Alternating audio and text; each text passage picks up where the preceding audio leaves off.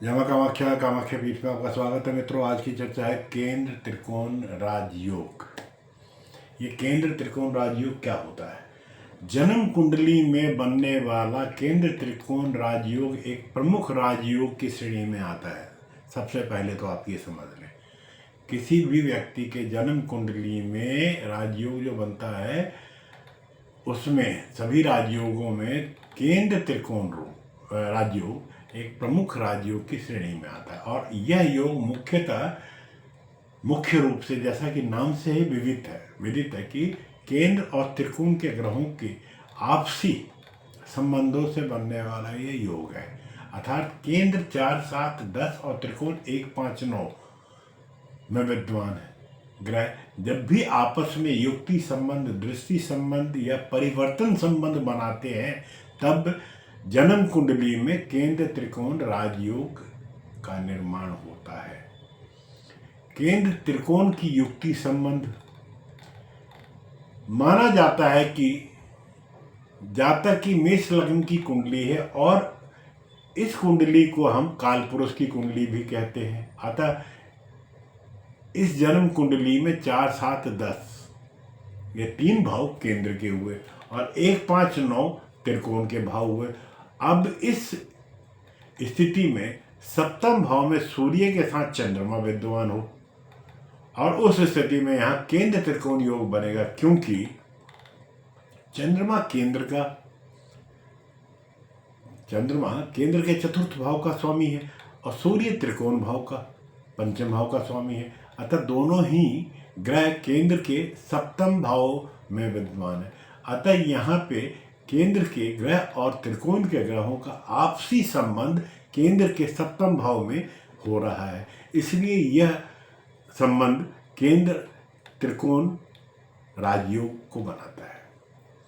साथियों, केंद्र त्रिकोण के ग्रहों का आपसी दृष्टि संबंध कैसे बनता है? इसी प्रकार से जब जन्म कुंडली में केंद्र और त्रिकोण के ग्रह के आपसी दृष्टि संबंध बनता है, उस स्थिति में भी केंद्र त्रिकोण राजयोग का निर्माण होता है। जैसे मेष लग्न की कुंडली में गुरु 9वें भाव का स्वामी होकर 10वें भाव में स्थित हो और शुक्र 7वें भाव का स्वामी होकर चतुर्थ भाव में स्थित हो।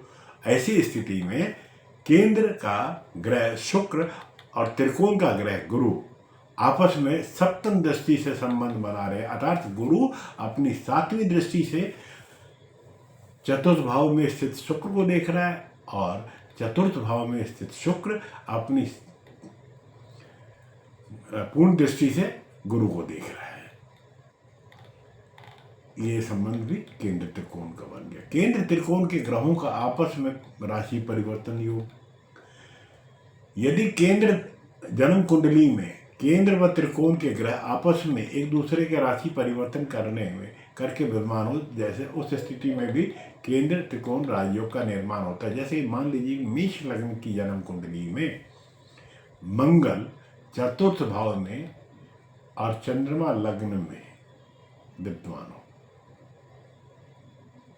तो यहाँ दोनों ग्रहों का मंगल त्रिकोण भाव का स्वामी और चंद्रमा चतुर्थ भाव का स्वामी है, तो यहाँ दोनों के आपसी संबंध राशि परिवर्तन कर दिया। अर्थात मंगल की राशि में चंद्रमा चले गए और चंद्रमा की राशि में मंगल आ गए हैं। तो अतः यहाँ स्पष्ट रूप से केंद्र त्रिकोण राजयोग निर्माण हो रहा है। अब केंद्र त्रिकोण राजयोग की प्रबल स्थिति कहाँ आती है? यदि यह योग आपस में उच्च राशि मित्र राशि में बन रहा हो तो दोनों ग्रहों की डिग्री अच्छी हो, ऐसी स्थिति में यह योग अति प्रबल सकारात्मक परिणाम देने वाला हो जाता है। निम्न स्थिति में कहाँ है?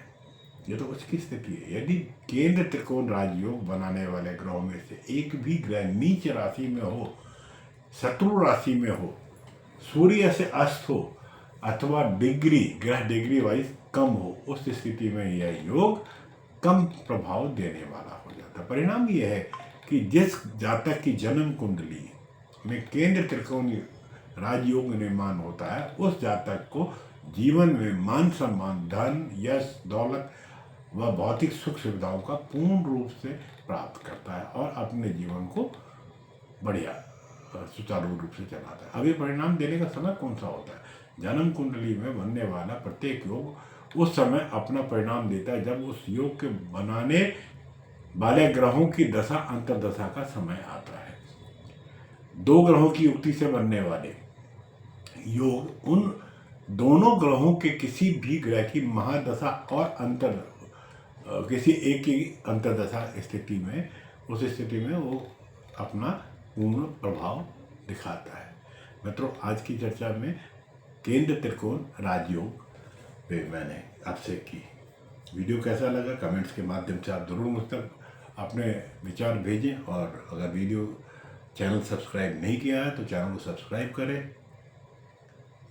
अब आपसे विदा लेता हूँ। अगले वीडियो में नए विषय के साथ मैं आपके सम्मुख पुनः उपस्थित होता हूँ।